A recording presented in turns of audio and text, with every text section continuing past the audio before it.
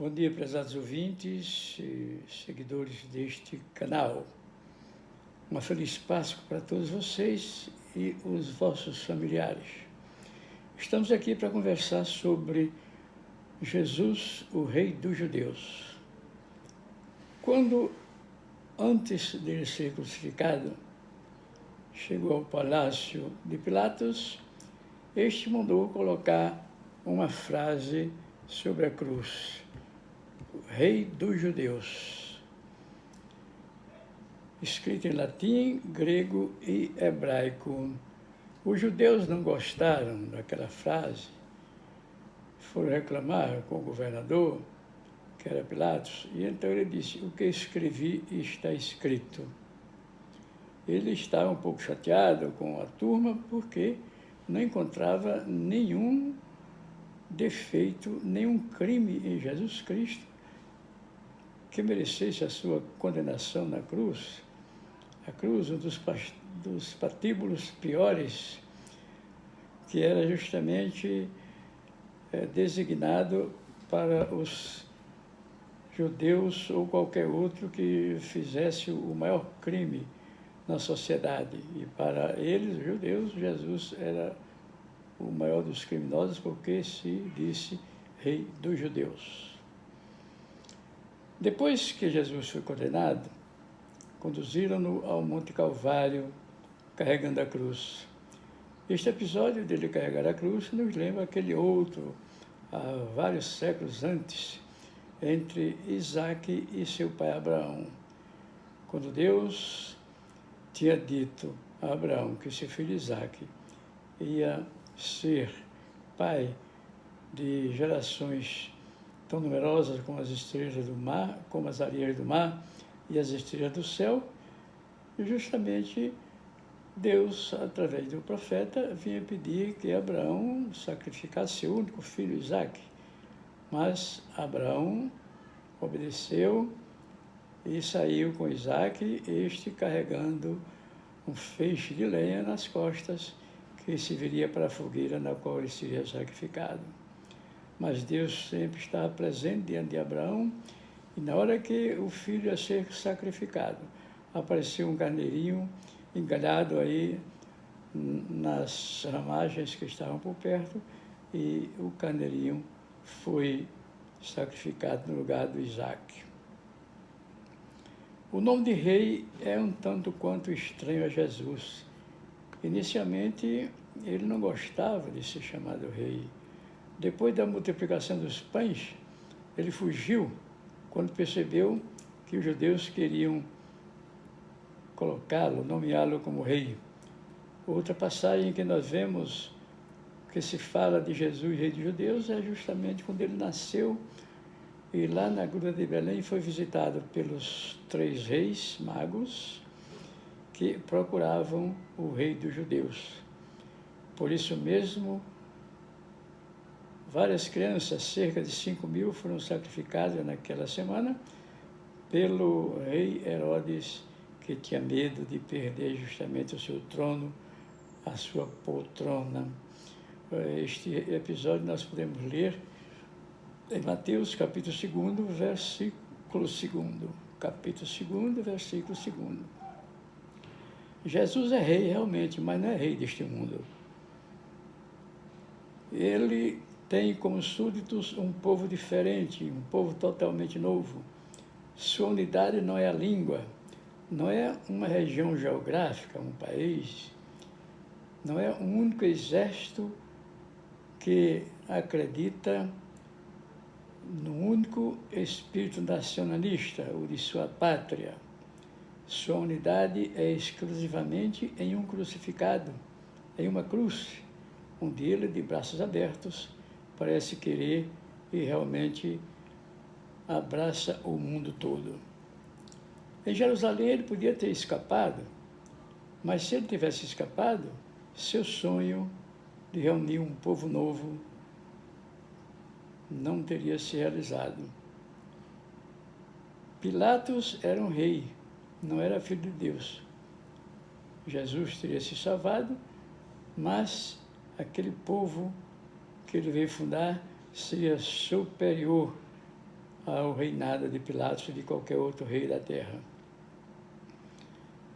A história dos povos em geral celebra a morte de um modo muito triste.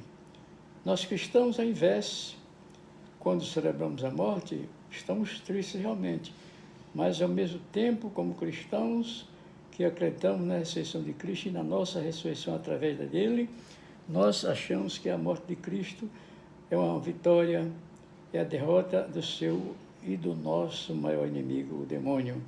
Então nós, tristes, nos alegramos também porque Jesus, com a sua morte, deu-nos a vida e fez com que nós ressuscitássemos. A Escritura nos diz que Deus mandou seu Filho ao mundo não para condenar o mundo, mas para salvá-lo. Deus não mandou o seu Filho ao mundo não para condená-lo, mas para que o mundo fosse salvo.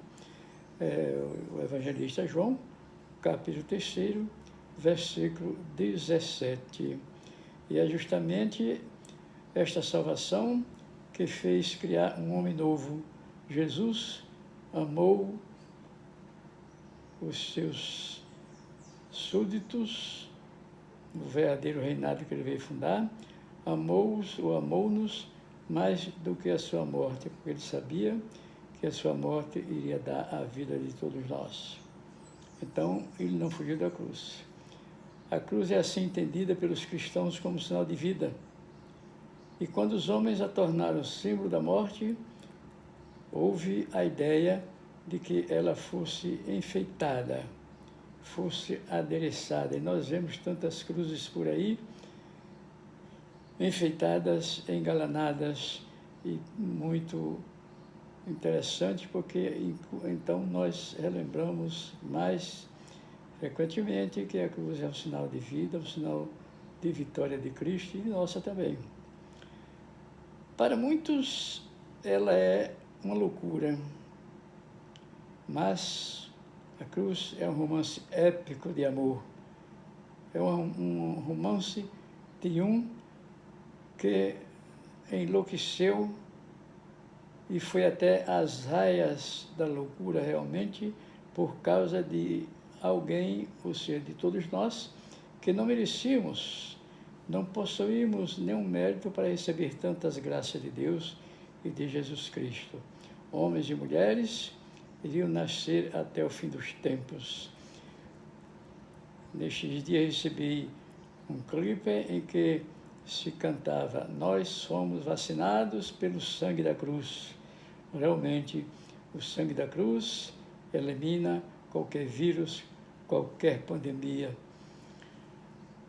Vale a pena tal sacrifício, ou valeu a pena tal sacrifício? A narrativa do Calvário é o epílogo da história de amor de Jesus Cristo. Se vocês leem a Bíblia realmente refletindo, verão que desde o primeiro livro até o último, nós estamos lendo um romance de amor. Um romance de um Deus que mandou seu Filho, que amou tanto aos homens, neste amor enlouquecido, neste amor que ultrapassa as aias da folia, e assim foi capaz de realizar este romance de amor. E é justamente aqui que está a vitória da cruz sobre o mal e sobre o pecado. Deus nos amou antes de nos conhecermos. Um pensador francês chamado Blaise Pascal nos diz que o coração tem razões que a razão desconhece. Então, as razões do coração de Jesus é desconhecida por cada um de nós.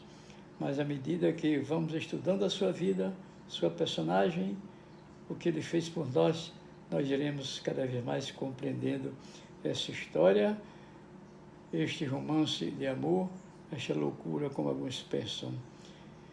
Meus irmãos, nós estamos terminamos porque hoje, quando eu faço esta live, este vídeo, já é domingo. Nós estamos, então, no final da Semana Santa, primeiro domingo em que nós celebramos a vitória de Jesus. Estudemos este personagem, leamos a sua história no Evangelho e veremos que Blaise Pascal tinha razão. A cruz pode ser um escândalo para alguns, pode ser uma folia, mas é um sinal de vitória e do amor sobre o pecado e a morte sobre o demônio, inimigo de todos nós. Peçamos que o Espírito de Deus nos ajude e faça com que cada vez mais compreendamos este romance e realmente passemos com a nossa vida a fazer parte dele. Louvado seja nosso Senhor Jesus Cristo.